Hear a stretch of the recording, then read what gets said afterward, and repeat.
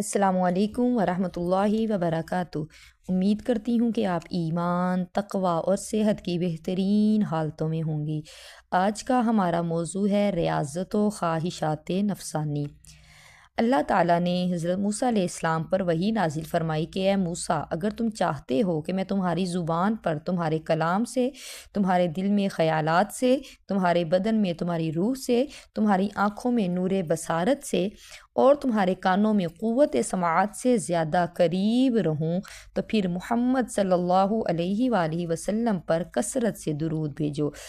اللہ پاک فرماتے ہیں وَلْتَنظُرْ نَفْسٌ مَّا قَدَّمَتْ لِغَدٍ، اور ہر جان دیکھے کہ کل کے لیے کیا آگے بھیجا ہے۔ اے انسان، اچھی طرح سمجھ لے کہ تجھے برائی کی طرف لے جانے والا تیرا نفس تیرے شیطان سے بھی بڑا دشمن ہے، اور شیطان کو تجھ پر تیری خواہشات کی بدولت غلبہ حاصل ہوتا ہے۔ لہٰذا تجھے تیرا نفس جھوٹی امیدوں اور دھوکے میں ڈالے ہے۔ جو شخص بے خوف ہو اور غفلت میں گرفتار ہو اپنے نفس کی پیروی کرتا ہے، اس انسان کا ہر دعویٰ جھوٹا ہے۔ اگر تو نفس کی رضا میں اس کی خواہشات کی پیروی کرے گا تو ہلاک ہو جائے گا، اور اگر اس کے محاسبے سے غافل ہوگا تو گناہوں کے سمندر میں غرق ہو جائے گا۔ اگر تو اس کی مخالفت سے عاجز آ کر اس کی خواہشات کی پیروی کرے گا تو یہ تجھے دوزخ کی طرف لے جائے گا۔ اللہ تعالیٰ قرآن میں فرماتے ہیں وَاتَّقُوا اللَّهَ إِنَّ اللَّهَ خَبِيرٌ بِمَا تَعْمَلُونَ، اور اللہ سے ڈرو، بے شک اللہ کو تمہارے کاموں کی خبر ہے۔ تفسیر ابی اللیث رحمۃ اللہ علیہ میں ہے جب کوئی بندہ طلب آخرت کی وجہ سے اپنی گزشتہ زندگی پر غور کرتا ہے تو یہ تفکر اس کے دل کے لیے غسل کا کام دیتا ہے۔ نبی پاک صلی اللہ علیہ وآلہ وسلم نے فرمایا ایک گھڑی کا تفکر سوچ و بچار سال بھر کی عبادت سے بہتر ہے۔ لہٰذا ہر عقل مند کے لیے ضروری ہے کہ اپنے گزشتہ گناہوں کی مغفرت طلب کرے، جن چیزوں کا اقرار کرتا ہے ان میں تفکر کرے اور قیامت کے دن کے لیے توشہ بنائے، امیدوں کو کم کرے اور توبہ میں جلدی کرے، حرام چیزوں سے اعراض کرے، منہ موڑ لے، اخلاص سے اللہ کی عبادت کرے اور اپنے نفس کو اس چیز کے لیے مجبور کرے۔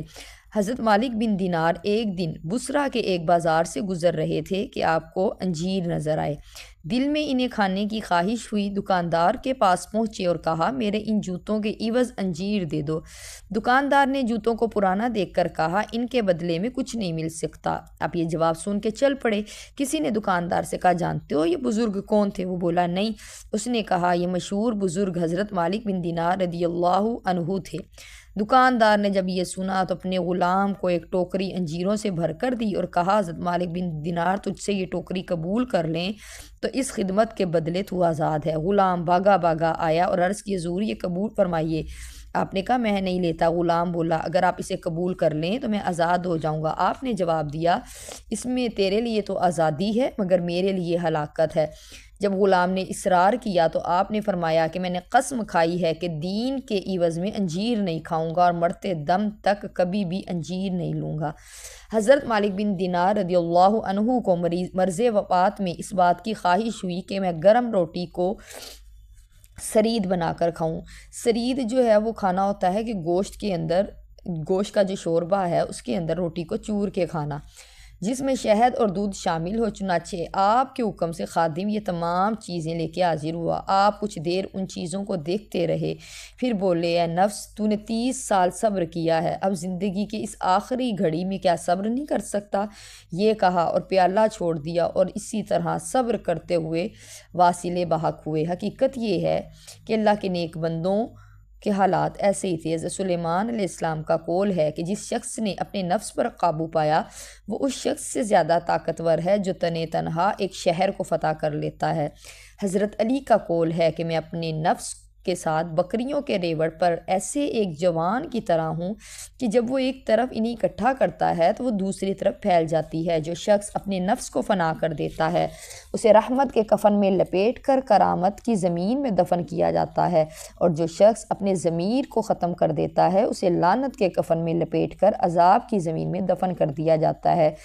حضرت یحییٰ بن معاذ کہتے ہیں کہ اپنے نفس کا طاعت و بندگی کر کے مقابلہ کرو۔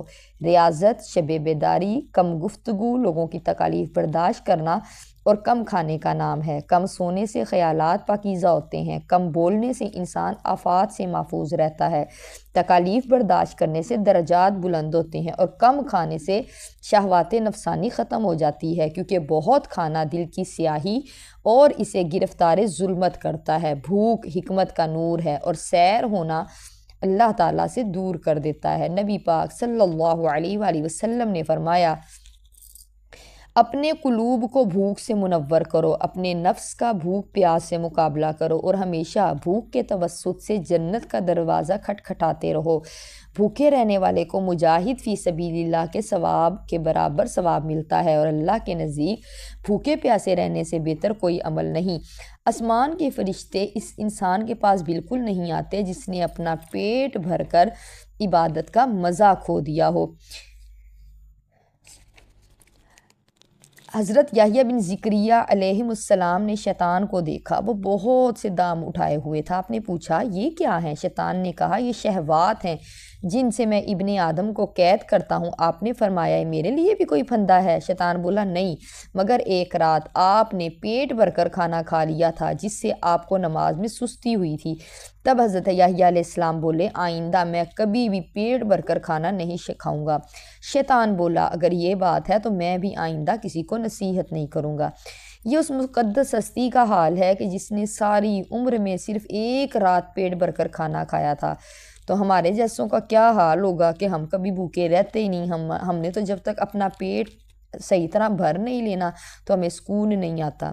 حضرت یحییٰ علیہ السلام نے ایک رات جو کی روٹی پیٹ بھر کر کھائی اور عبادت الہی میں حاضر نہ ہوئے۔ اللہ نے وحی کی ہے یحییٰ کیا تو نے اس دنیا کو آخرت سے بہتر سمجھا ہے یا میرے جوار رحمت سے بہتر؟ تو نے کوئی جوار پا لیا، مجھے عزت و جلال کی قسم اگر تو جنت کو دیکھ لے اور جہنم کو دیکھ لے تو آنسوؤں کے بدلے خون روئے، اور اس کپڑوں کے بجائے جو ہے وہ تو لوہے کا لباس پہنے۔ تو اس لیے جو ہے وہ ہمیں اپنی خواہشات پہ قابو پانا چاہیے کہ ہر وقت کی ضروریات، ہر وقت کی حاجات جو ہیں وہ نہیں ہمیں کرنی چاہیے۔ ان پہ قابو پا کے ہی ہم شیطان کو ہرا سکتے ہیں، ہم عبادات میں لذت حاصل کر سکتے ہیں۔ ہمارا ایک ٹرینڈ بن گیا ہے کہ اگر کوئی ہمارے ساتھ کی جاننے والی نے اگر 10,000 کا سوٹ لیا ہے تو میں نے 15,000 کا لینا ہے۔ ہم بڑھ چڑھ کے جو ہیں وہ مقابلے بازی پہ اتر آتی ہیں۔ تو اس لیے اپنے آپ پہ قابو پانا سیکھیں، اپنی نفسانی خواہشات پہ قابو پانا سیکھیں۔ اللہ تعالیٰ ہمیں اس کام پہ مداومت عطا کرے اور ان خواہشات نفسانی کو مات دینے کی کوشش کرے۔ السلام علیکم ورحمۃ اللہ وبرکاتہ۔